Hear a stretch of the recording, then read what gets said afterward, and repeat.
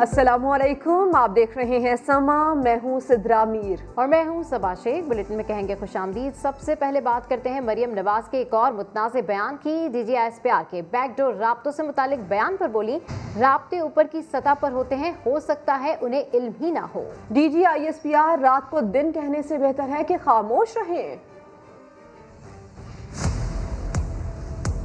DGISPR मेरे लिए मोहतरम है और अच्छे इंसान है। वो सियासत से अपने आप को, मैं उनकी पर्सन की बात करती हूँ कि वो दूर रखते हैं, लेकिन जब वो इस तरह की बात करेंगे तो अवाम में मजाक उड़ेगा।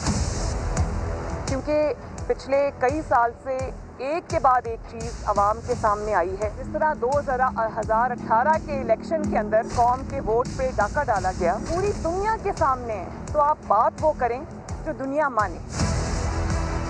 अगर आप बिल्कुल रात को दिन कह के बताएंगे तो लोगों को पता है कि बाहर रात है भाई, वो दिन देख के समझेंगे आप झूठ बोल रहे हैं। तो ये आपकी क्रेडिबिलिटी के लिए और इदारे की क्रेडिबिलिटी के लिए अच्छा नहीं है। इससे बेहतर है कि आप खामोशी इख्तियार करें, बिल्कुल इस चीज़ के ऊपर बात ना करें, ये गलत बयानी ना करें।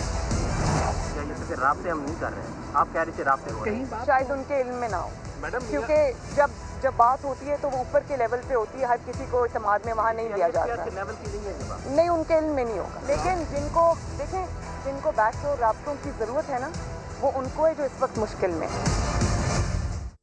अब आपको ये बता दें कि DGISPR major general Babar Iftikhar ने समा से गुफ्तगू करते हुए कहा था कि फौज का सियासत से कोई ताल्लुक नहीं। फौज को सियासत में मत घसीटें, किसी से बैकडोर राब्ता नहीं, अगर किसी के पास कोई सबूत है तो ले आएं। उन्होंने क्या कहा था मजीद आपको सुनवाते हैं। कोई सियासत के साथ हमारा अफवाज का कोई ताल्लुक इस वक्त नहीं है और किसी किस्म के कोई बैकडोर राब्ते या बैकडोर चैनल्स इस चीज़ के लिए इस्तेमाल नहीं किए जा रहे। जो लोग इस बारे में कयास आराइयाँ कर रहे हैं उनसे मैंने पहले भी ये रिक्वेस्ट की थी, मैं एक मरतबा फिर ये कहूँगा कि फ़ौज को सियासत में मत घसीटें। बगैर किसी एविडेंस के, बगैर किसी तहकीक के इस बारे में कमेंट करना, इस बारे में बात करना मेरा नहीं ख्याल कि किसी को भी सूट करता है। इस किस्म की कयास आराइयों को बंद होना चाहिए। जो भी इस बारे में कोई कमेंट कर रहे हैं, अगर उनके पास कोई एविडेंस है, कोई सबूत है, कोई तहकीक के मुताबिक उन्होंने कोई चीज़ सामने ला सकते हैं तो ले आए, दिखा दें कि कौन किसको कॉल कर रहा है, कौन किससे बात कर रहा है। There is no such thing happening. So I would again request that please don't drag the institution into this dialogue. आगे बढ़ते हैं। तरक्याती फंड्स केस में जस्टिस काजी फायज ईसा को फैसले से इत्तेफाक या इख्तलाफ का मौका ही ना मिला। केस फाइल पेश ना करने पर रजिस्ट्रार सुप्रीम कोर्ट को खत लिख दिया। ये भी पूछ लिया कि केस का हुक्मनामा मीडिया को किसने जारी किया। जुल्करनैन इकबाल की रिपोर्ट। अरकान असम्बली को तरक्याती फंड्स के इजरा का केस, जस्टिस काजी फायज ईसा ने अखबारी खबर पर नोटिस लिया। सुप्रीम कोर्ट का लार्जर बेंच बना, मामला निपटा भी दिया गया, मगर केस के फैसले से जस्टिस काजी फायज ईसा ताहाल लाइल्म। कहते हैं उन्हें तो फैसले से इत्तफाक या इख्तलाफ करने का मौका ही नहीं मिला। केस फाइल पेश न करने पर रजिस्ट्रार को खत लिख दिया। जस्टिस फायज ईसा ने लिखा, मुझे मालूम हुआ है कि केस का हुक्मनामा जारी हुआ है। हुक्मनामा तमाम जजेस को दस्तखत के लिए भेजा जाता है, लेकिन मुझे हुक्मनामा दस्तखत के लिए भेजा गया, ना ही केस फाइल। लिखा, हुक्मनामा सीनियरिटी के लिहाज से भेजा जाता है। बताया जाए कि फिर मुझसे पहले जस्टिस इजाजुल एहसन को कैसे मिल गया। ये भी बताएं कि केस का हुक्मनामा मीडिया को किसने जारी किया। जस्टिस फायज ईसा ने खत में रजिस्ट्रार से केस की फाइल मांगी है ताकि वो हुक्मनामे पर अपनी राय दे सकें। खत की नकूल चीफ जस्टिस और तमाम जजेस को भी भिजवाई गई हैं। आगे बढ़ते हैं। बड़े ऐवान के बड़े इंतखाबी दंगल की तैयारियां जोरों शोर से जारी हैं। सेनेट इंतखाबात के लिए कागजात नामजदगी जमा कराने की तारीख में 15 फरवरी तक तौसी कर दी गई। वजीर रेलवे आजम स्वाति ने दावा किया है कि यूसुफ रजा गिलानी को नून लीग वोट नहीं देगी। जुल्करनैन इकबाल की रिपोर्ट। शेड्यूल में मामूली रद्दोबदल, कागजात नामजदगी जमा कराने की तारीख में 15 फरवरी तक तौसी। उम्मीदवारों की फहरिस्त 16 फरवरी को जारी होगी। कागजात जमा कराने के लिए उम्मीदवारों की इलेक्शन कमीशन आमद जारी। इस्लामाबाद में यूसुफ रजा गिलानी PDM के मुश्तरका उम्मीदवार होंगे। इलेक्शन कमीशन ने साबिक वज़ीर-ए-आज़म की मुल्तान से इस्लामाबाद वोट मुंतकिली की दरख्वास्त मंजूर कर ली। PTI की जानिब से अब्दुल हफीज शेख और फौजिया अरशद ने कागजात नामजदगी जमा करा दिए। वजीर खजाना बोले, सियासत का मकसद अवाम की उम्मीदों को पूरा करना है। कौमी असम्बली के जो मेंबर्स हैं वो पाकिस्तान तहरीक इंसाफ को कामयाब करेंगे। हम सब कोशिश करेंगे प्राइम मिनिस्टर इमरान खान और उनकी तरफ से जो हमें काम दिया गया है उसको अच्छे अंदाज में निपटाएं। वजीर रेलवे ओपोजिशन पर गरजे बरसे, यूसुफ रजा गिलानी की शिकस्त की पेशगोई भी कर दी। पार्टी खुद नहीं चाह रही कि नवाज शरीफ जो है उसका कोई कैंडिडेट आए, ये टूट फूट का शिकार होंगे, यहाँ पे धोखा दे रहे हैं, ये कभी भी उनको वोट नहीं देंगे। 24 फरवरी को ऐवान बाला की हतमी उम्मीदवारों की फहरिस्त जारी की जाएगी, जिसके बाद 3 मार्च को पोलिंग होगी। कैमरामैन अवैस काजी के साथ जुल्करनैन इकबाल, समा, इस्लामाबाद। और सेनेटर बनने के ख्वाहिशमंद साबिक वजीर आजम यूसुफ रजा गिलानी ने भी कागजात जमा करवा दिए। मीडिया से गुफ्तगू करते हुए बोले, हॉर्स ट्रेडिंग पर यकीन नहीं रखते, इलेक्शन ताल्लुकात की बुनियाद पर लड़ते हैं, पैसों पर नहीं। मैंने कभी हॉर्स ट्रेडिंग में बिलीव नहीं किया और आपने देखा होगा जब मैं प्राइम मिनिस्टर बना था तो I was the only unanimously prime minister in the history of Pakistan. ये ताल्लुकात की बुनियाद पर हम लड़ते हैं इलेक्शन और कोई देखें नंबर ये पूरे होंगे कि अगर कॉन्स्टिट्यूशन के मुताबिक इलेक्शन होगा तो लोग जो हैं वो अपने ज़मीर के मुताबिक वोट करेंगे। तो सेनेट इलेक्शन में जोड़ तोड़, अपोजिशन की इस्लामाबाद की सीट पर नजर। पीटीएम के मुतफिका उम्मीदवार यूसुफ रजा गिलानी को बायस हुकूमती और इत्तेहादी अरकान असम्बली ने हिमायत का यकीन दिलाया है। ये जोड़ तोड़ जारी है, इस हवाले से आपको अपडेट कर रहे हैं। आपको बताएं कि सेनेट इलेक्शन में जोड़ तोड़ का सिलसिला। यूसुफ रजा गिलानी को 22 हुकूमती अरकान की हिमायत हासिल है। हिमायत करने वालों में पीटीआई और इत्तेहादी अरकान शामिल हैं। पंजाब से 20, सिंध और केपी से एक रुकन शामिल है। यूसुफ रजा गिलानी से पुराने सियासी मरासिम की हिमायत एक बड़ी वजह सामने आई है क्योंकि वो एक गैर मुतनाज़े शख्सियत भी हैं। आपको इस हवाले से अपडेट कर रहे हैं। आपको बताएं कि सेनेट इलेक्शन में जोड़ तोड़। तो पीटीआई का एजाज अहमद चौधरी को पंजाब से सेनेट का टिकट देने का फैसला। पीटीआई एजाज चौधरी को पार्टी टिकट जारी कर दिया गया। वजीर आजम और चेयरमैन पीटीआई इमरान खान का बेहद मशकूर हूँ, एजाज चौधरी का इस मौके पर यह कहना है। मजीद उन्होंने ये कहा कि इमरान खान ने मुझ पर एतमाद करते हुए टिकट दिया है। एजाज चौधरी जिनको मुंतखब किया गया है उन्होंने वजीर आजम इमरान खान का शुक्रिया अदा किया। पंजाब से सेनेट का टिकट देने का फैसला कर लिया गया। उम्मीदवार हैं एजाज चौधरी, इनको पार्टी टिकट जारी कर दिया गया है। और एजाज चौधरी ने इस मौके पर यह कहा कि वजीर आजम और पार्टी चेयरमैन इमरान खान का बेहद मशकूर हूँ। तो सिंध में 11 नशिस्तों पर सेनेट इलेक्शन की गहमा गहमी। पीपल्स पार्टी ने 10 नशिस्तें हासिल करने की प्लानिंग कर ली है। सियासी जमातों से जोड़ तोड़ भी शुरू कर लिया गया है। मजीद जानते समा के नुमाइंदे संजय साधवानी से। जी संजय, पीपी की जानिब से 10 नशिस्तें हासिल करने की प्लानिंग की जा रही है, कहाँ तक पहुंची? जी बिल्कुल, सिंध में अगर नंबर गेम की बात करें तो पीपल्स पार्टी नंबर गेम के हिसाब से 11 में 7 नशिस्तें आसानी से हासिल कर सकती है, लेकिन पाकिस्तान पीपल्स पार्टी ने 10 नशिस्तों पर नजर जमाई है। इसीलिए पाकिस्तान पीपल्स पार्टी के मुख्तलिफ वुज़रा और पीपल्स पार्टी के दोस्तों ने मुश्तरका तौर पर जो अपोजिशन के उम्मीदवार कैंडिडेट्स हैं या अपोजिशन के जो अरकान असेंबली हैं उनसे राब्ते शुरू किए हैं। उन्हें इस चीज़ पर आमादा किया जा रहा है कि कुछ को मरारतें दी जाएंगी, कुछ को पैसे दिए जाएंगे, किसी को कोई और लालच देकर वो वोट हासिल करने की कोशिश की जा रही है। हमारे जराए बता देंगे पाकिस्तान पीपल्स पार्टी ने सिंध में सेनेट में 11 से 10 नशिस्तें हासिल करने की प्लानिंग की है। अगर ये प्लानिंग कामयाब होती है तो अपोजिशन इत्तेहाद में दरार पड़ेगी। इस वक्त सिंध असेंबली के 168 के ऐवान में 99 अरकान असेंबली पाकिस्तान पीपल्स पार्टी के हैं, जबकि 65 जो अरकान है अपोजिशन के पास है, जिनमें 30 पीटीआई, 21 एमक्यूएम, 14 जीडीए। अगर ये जो 3 अपोजिशन की बड़ी जमातें मिल भी जाती हैं तो ये मुश्तरका तौर पर 3 जनरल नशिस्तें, जबकि एक सेनेटर, एक खवातीन और एक टेक्नोक्रेट की नशिस्त हासिल करने की पोजीशन में है। लेकिन पीपल्स पार्टी इस इत्तेहाद को तोड़ने के पीछे लगी हुई है क्योंकि पीपल्स पार्टी को टीएलपी और बिल्कुल ठीक है, पीपल्स पार्टी ने 10 नशिस्तें हासिल करने की प्लानिंग कर ली है। संजय, अपडेट करें, आपका शुक्रिया। 2018 के सेनेट इंतखाबात में पीटीआई के अक्सर अरकान असेंबली बिक गए थे। चेयरमैन कश्मीर कमेटी शहरियार आफरीदी का इंकशाफ। समा के नुमाइंदे खुसूसी अब्बास शब्बीर को इंटरव्यू में कहना था कि वजीर आजम इमरान खान ने गवर्नर राज की धमकी दी तो अरकान ने लिया हुआ पैसा वापस कर दिया। शहरियार साहब, वोटों की फरोख्त का मामला बहुत इस वक्त हॉट टॉपिक है पाकिस्तान में। आप उस वक्त कमेटी में थे तो क्या कुछ चीज़ें लैक कर रही थी या आप लोगों के पास इंफॉर्मेशन थी, आप लोग बताना नहीं चाह रहे थे, क्या माजरा है ये सारा? जब हमें पता चला कि जी आपके मेजॉरिटी MPs बिक गए हैं और ऐसे बिके हैं कि उनकी कीमतें लगी हैं और एक एक बंदा 2-2, 3-3 जगह बिका है। 20 बंदे जब आइडेंटिफाई हुए और इनके तमाम, और प्राइम मिनिस्टर साहब उस वक्त जब चेयरमैन एज ए चेयरमैन उन्होंने KP हाउस में सबको बुलाया कि मैं गवर्नर राज ले आऊँगा अगर तुम में से एक बंदा भी बिका।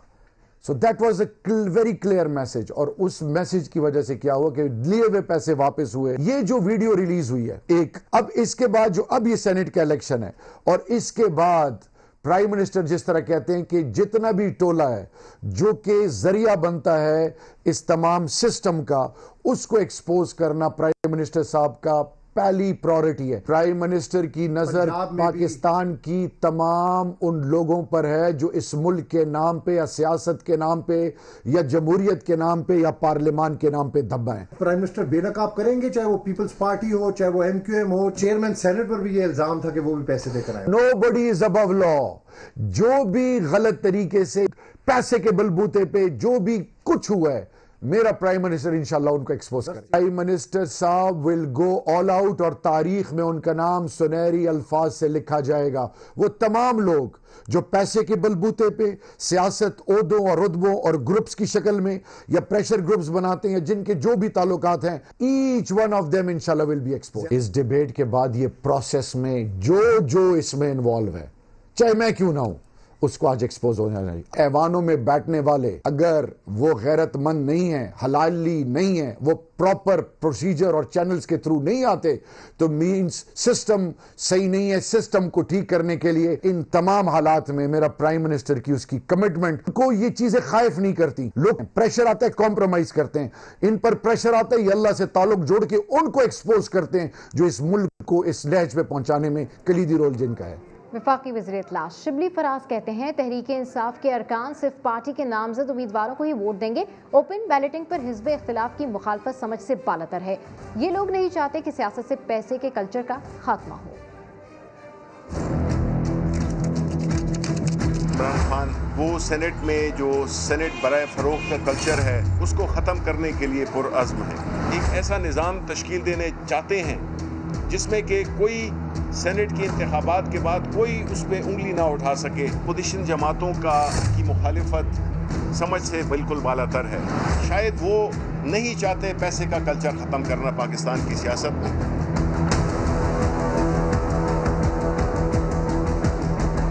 अपोजिशन को भी हम बताना चाहते हैं, उनको अवाम के सामने जवाबदेह होना पड़ेगा। वो बाद में इस तरह के प्राइम मिनिस्टर साहब ने कहा कि ये खुद ही रोएंगे,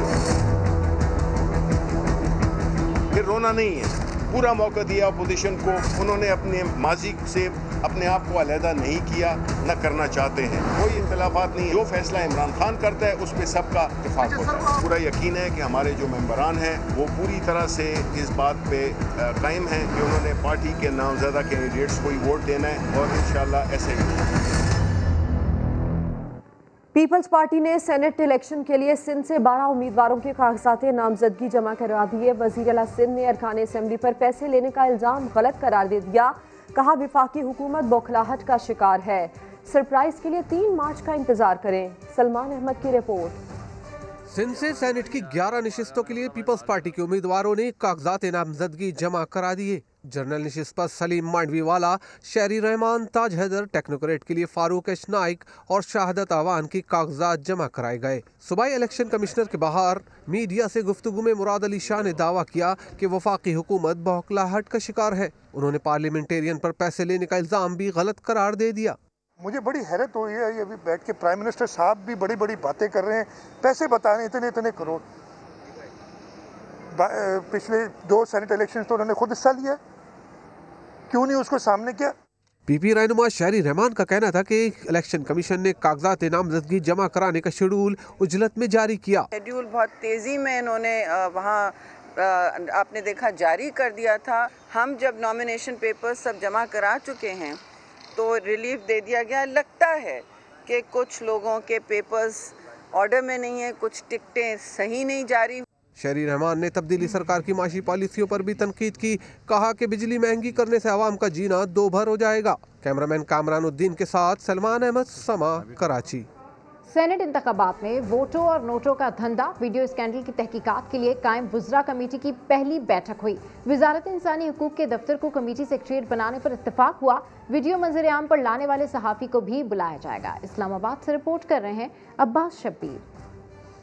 2018 के सेनेट इंतखाबात में वोटों की मंडी किसने लगाई? वोट खरीदने के लिए पैसा किसने फराहम किया? खरीदे गए वोटों से फायदा उठाने वाले कौन थे? इन सवालों का जवाब ढूंढने के लिए तहकीकाती कमेटी की पहली बैठक टर्म्स ऑफ रेफरेंस तय कर लिए गए। वजारत इंसानी हकूक के दफ्तर को कमेटी का सेक्रेटेरिएट बनाने पर इत्तेफाक। वीडियो मंजर आम पर लाने वाले सहाफी को बुलाने का फैसला भी हो गया।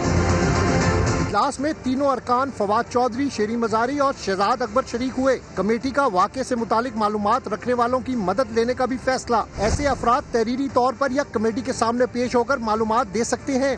उन सेनेटर्स के खिलाफ आर्टिकल 63 में कार्रवाई हो। इन लोगों के खिलाफ जो है वो पार्टी डिसिप्लिनरी एक्शन तो हो गए हैं, लेकिन ये तो ज़ाहिर है क्रिमिनल ऑफेंस है। सो हमने ये भी देखना है कि इनके खिलाफ कार्रवाई खैबर पख्तूनख्वा पुलिस करेगी, FIA करेगी या नैब करेगी। कमेटी 1 माह के अंदर अपनी रिपोर्ट वजीर आजम को पेश करेगी, जिसके नतीजे में जिम्मेदारों के खिलाफ कार्रवाई का फैसला होगा। इलेक्शन कमीशन से रुजू करने के साथ साथ फौजदारी मुकदमात भी दर्ज हो सकेंगे। अब्बास शबीर, समा, इस्लामाबाद। मजीद खबरें होंगी बुलेटिन का हिस्सा, लेकिन एक ब्रेक के बाद। समा के साथ रहिए। Welcome back. राना सनाउल्लाह के खिलाफ मंशियात स्मगलिंग के केस में अहम पेशरफ्त। अदालत ने लीगी रहनुमा पर फर्द जुर्म आयद करने के लिए 6 मार्च की तारीख मुकर्रर कर दी है। लीगी रहनुमा ने दावा किया है कि PTI के बहुत से अरकान पार्टी से जान छुड़ाना चाहते हैं, जिन्हें खौफजदा करने के लिए वीडियो स्कैंडल सामने लाया गया है।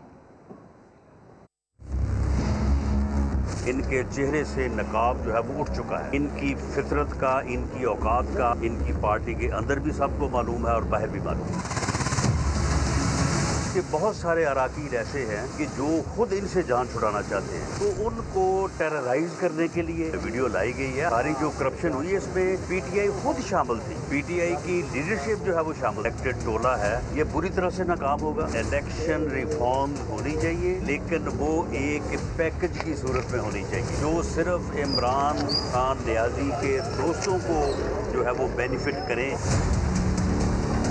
ऐसी अमेंडमेंट के हक में नहीं है। इलेक्शन रिफॉर्म में बहुत सारी अमेंडमेंट्स की ज़रूरत है, और वो सिर्फ ये नहीं है कि जो वाडा साहब को सूट करती है वो अमेंडमेंट कर लें, जो इनकी ATMs बाहर से आना चाहती हैं वो अमेंडमेंट कर लें, जो जुल्फी बुखारी को सूट करती है वो अमेंडमेंट कर लें। जो भी हरकतें ये कर रहे हैं, ये इनका यौम हिसाब अब आया जाता है। अदालतों में अब इनकी बारी है।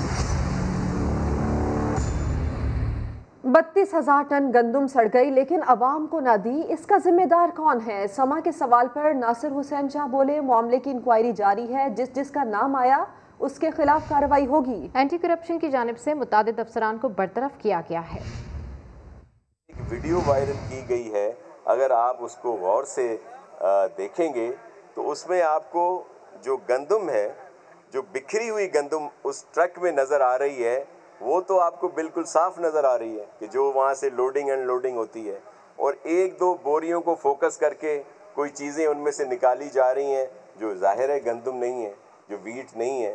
तो ये एक इल्ज़ामात, ये जो मौजूदा वफाकी सरकार है, ये इल्ज़ामात और इंतकाम की सरकार। मुल्क में महंगी बिजली का नोटिफिकेशन जारी कर दिया गया है। इस मरतबा बिजली की कीमत में माहाना नहीं मुस्तकिल इजाफा किया गया है। बिजली ₹1.95 फी यूनिट महंगी कर दी गई है। 50 यूनिट इस्तेमाल करने वाले गरीबों पर भी इतलाक होगा। आपको बताएं कि मुल्क में महंगी बिजली का नोटिफिकेशन जारी कर दिया गया है। इस मरतबा बिजली की कीमत में माहाना नहीं मुस्तकिल इजाफा किया गया है। बिजली ₹1.95 फी यूनिट महंगी कर दी गई है। 50 यूनिट इस्तेमाल करने वाले गरीबों पर भी इतलाक होगा। आपको बताएं कि मुल्क में महंगी बिजली का नोटिफिकेशन जारी कर दिया गया है और इस मरतबा बिजली की कीमत में माहाना नहीं मुस्तकिल इजाफा किया गया है। ऐसे में बिजली की कीमतों में इजाफे पर अवाम फट पड़े। शिकवा किया कि हुक्मरान वादे पूरे करने में नाकाम रहे हैं। सवाल उठाया, बढ़ती महंगाई में बिजली के भारी बिल कैसे भरेंगे? अंदर 8 से 9 बंदे खाने वाले हों तो वो बिलें ही भरते रहेंगे, बंदे क्या खाएंगे? पहली बात। दूसरी बात, हुकूमत ने जितने वादे किए वो सारों में नाकाम हो चुकी है। मैं खुद एज इमरान खान का सपोर्टर हूँ। गलती खान साहब की भी नहीं तस्लीम कर सकते कि पिछली हुकूमत ने इतने कोई कर्जा चढ़ाया था मुल्क पे, यही उनके साथ मिल के बर्दाश्त कर रहे हैं। हुकूमत से यही इल्तिजा है कि काइंडली रिलीफ दिया जाए, बिजली की कीमतों में भी कमी की जाए, पेट्रोल की कीमतों में भी कमी की जाए। वैसे भी लोग आटा लेने के लिए परेशान है, दाल लेने के लिए परेशान है, मुर्गी तो बहुत दूर की बात है, तो ऊपर से बिजली का भी बोझ पड़ जाए तो हालात और ख़राब हो जाएंगे। ये नया पाकिस्तान है, सारा निज़ाम ही आउट हो गया पकड़ के। टैक्स इतने आते हैं, बिजली चलाएं चाहे ना चलाएं बिल आ जाना है। 45 पैसे यूनिट महंगा हो गया, तो कितना असेंबली में शोर करते थे, अब क्यों नहीं शोर करते? हम गरीब जाए कहाँ जाए, पहले तो हज़ारों रुपए बिल आ जाते थे, तो इससे बेहतर ये है कि हम मीटर ही कटवा दें। हुकूमत का सनतों को इजाफी बिजली इस्तेमाल करने पर 50% रियायत का लॉलीपॉप। सस्ती बिजली तो दूर की बात, मजीद 2 रुपए फी यूनिट इजाफा कर दिया गया। फैसलाबाद के सनतकारों का क्या कहना है, जानते हैं अब्दुल अहद से। जी अब्दुल अहद, अपडेट कीजिए। जी बिल्कुल, छोटी और बड़ी सनतों को रिलीफ देने के वो दावे, वो तमाम तर वादे वफा ना हो सके। एक बार फिर से गवर्नमेंट की जानिब से बिजली की कीमतों के अंदर 2 रुपये फ़ी यूनिट तक इजाफा कर दिया गया है। SME सेक्टर को कितनी मुश्किलात आ रही हैं सर्वाइवल के लिए, क्योंकि पहले ही वो सेक्टर जो नॉन रजिस्टर्ड था तकरीबन 2700 रुपये से 2800 रुपये फ़ी यूनिट बिजली खरीद रहा था, अब उसके अंदर मज़ीद इजाफा हो चुका है। क्या क्या मुश्किलात का सामना करना पड़ रहा है, हमारे साथ अब्दुल खालिक साहब मौजूद हैं। सर ये बताइएगा, इंडस्ट्री के लिए कितनी मुश्किलात हैं, आपकी कॉस्ट ऑफ प्रोडक्शन कितनी बढ़ गई है? जी बिस्मिल्लाहिर्रहमानिर्रहीम। जो लोकल इंडस्ट्री है मुल्क की, वो पहले ही अपनी बका की जंग लड़ रही थी, और जो हुकूमत का हालिया फ़ैसला है 2 रुपये इजाफा, इसने जो मकामी सनत है उसको मुकम्मल तबाही की जानब धकेल दिया है। एक माह में कई दफ़ा बिजली में इजाफा होता है, पेट्रोल की प्राइसेस इंक्रीज़ हो रही हैं, जिसकी वजह से जो कास्ट ऑफ प्रोडक्शन है हमारी वो इस हद तक बढ़ गई है कि मेरा नहीं ख्याल कि जो मकामी सनतें हैं वो अब चल सकेंगी। इंडस्ट्री का सर्वाइवल बहुत ज़्यादा मुश्किल होता जा रहा है, तो जो ख्वाब दिखाए गए थे सनतकारों को खुदारा, यही अपील है सनतकारों की इस हुकूमत से कि वो पूरे भी किए जाएं। जी, पाकिस्तान और साउथ अफ्रीका के दरमियान T20 सीरीज जारी है। फातेह टीम और मैन ऑफ द सीरीज को खूबसूरत ट्रॉफी दी जाएगी।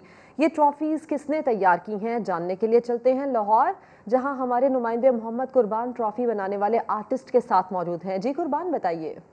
जी बिल्कुल, पाकिस्तान और साउथ अफ्रीका की टीमों के दरमियान T20 सीरीज़ का मेला सज चुका है।